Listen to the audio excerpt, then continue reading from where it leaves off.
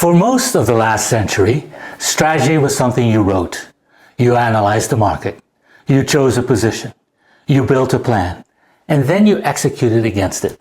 That model assumed two things. First, that the environment would remain stable long enough for the plan to matter.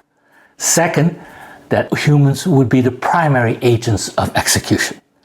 Neither assumption holds anymore. In an intelligent organization, strategy is not a document. It's a system that senses change, interprets signals, tests responses, and adapts continuously. This doesn't mean planning disappears. It means planning changes role. Instead of dictating action, strategy defines intent.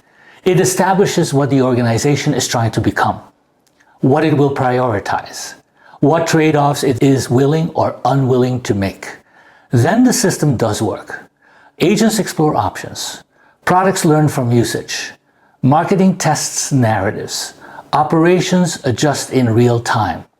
Strategy becomes less about control and more about coherence.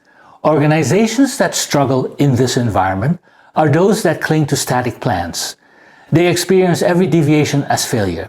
They try to force reality back into alignment with outdated assumptions. Intelligence organizations do the opposite. They expect deviation. They design for learning. And they treat surprises as information, not threats. This is where leadership discipline matters.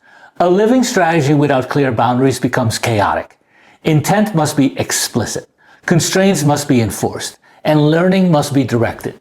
That's why control planes matter at the strategic level, not just operationally. They ensure that adaptation doesn't drift into incoherence. They keep the system aligned with purpose, even as tactics change constantly. This also changes how leaders think about advantage. Competitive advantage is no longer a position you defend. It's a rate of learning you sustain. The fastest learning organizations win, not because they are smarter at any given moment, but because they improve faster than their competitors can respond. This is an enormous shift. It means culture matters more than plans. Architecture matters more than org charts, and leadership clearly matters more than charisma. In the next episode, I want to step back one final time and discuss what leaders should do next.